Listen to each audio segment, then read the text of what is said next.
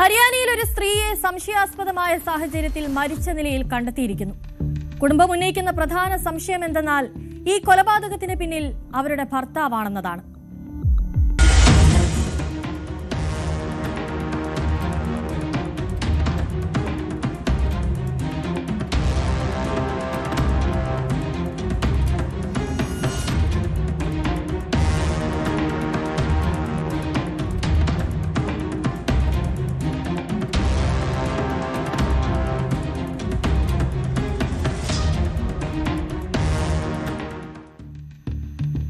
ഹരിയാനയിലെ ഹിസാറിൽ ഇന്നലെ വൈകുന്നേരമാണ് 36 വയസ്സുള്ള ഒരു സ്ത്രീയെ സംശയാസ്പദമായ സാഹചര്യത്തിൽ മരിച്ച നിലയിൽ കണ്ടെത്തുന്നത്.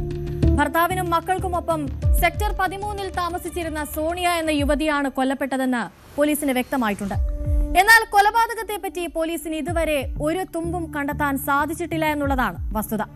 സ്ത്രീയുടെ ശരീരത്തിൽ പരുക്കുകളും ഡെഡ് ബോഡി കണ്ടെടുത്തു നിന്നും രക്തവും മാരകായുധങ്ങളും കണ്ടെത്തിയതുകൊണ്ട് തന്നെ ഇതൊരു കൊലപാതകമാണെന്ന നിഗമനത്തിൽ തന്നെയാണ് പോലീസ് ഉള്ളത്. यंग लेडीज है जिसका नाम सोनिया था और वो ये तो एसएचओ को सूचना उपरांत एसएचओ आया, सीन ऑफ क्राइम टीम मौके पे मेरे को सूचना मिली है, मैं भी मौके पे आया हूँ और सैंपल वगैरह ले लिए गए हैं और अब बयान लिख के आगे कार्रवाई कर रहे हैं. नहीं, वो एक बार पोस्टमार्टम करने के बाद में किस चोट से किस इंजरी से जो भी लगी हुई है वो डॉक्टर मेंशन करेंगे, उसके बाद ही बताया जाएगा पूरी. नहीं, शुरुआती जांच में तो चोट लगी हुई है, इसके चोट लगी है वो उसके बाद अब मौके से कौन से हथियार बरामद हुआ सर? अब कोई हथियार वगैरह नहीं है, प्रेस वगैरह है, वो चीज़ है. बाकी ब्लड वगैरह किसी चीज़ पे लगे हैं वो है.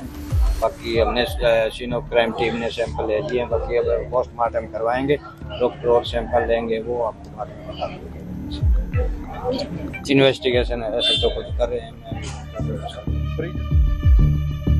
എന്നാൽ മരണപ്പെട്ട സോണിയുടെ ബന്ധുക്കൾ പ്രധാനമായും സംശയിക്കുന്നത് സോണിയുടെ ഭർത്താവിന് മേൽ തന്നെയാണ്.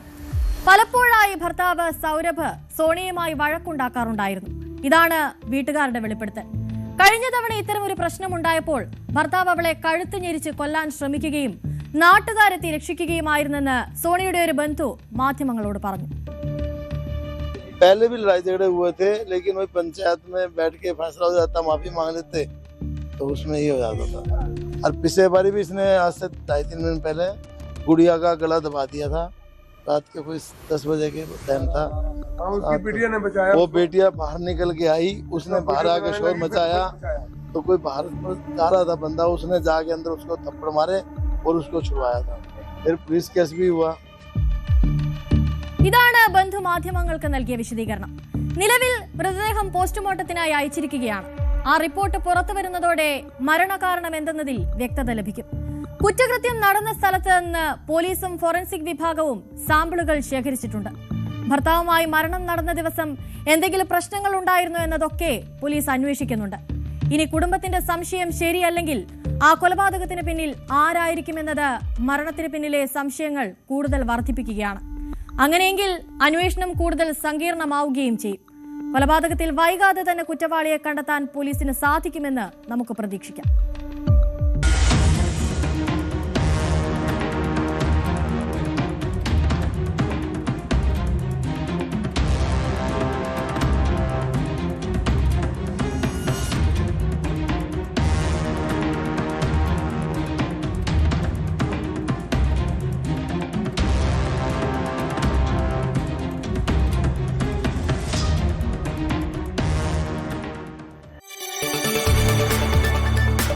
കൂടുതൽ വാർത്തകൾക്ക് news 18 Keralam YouTube channel subscribe ചെയ്യുക.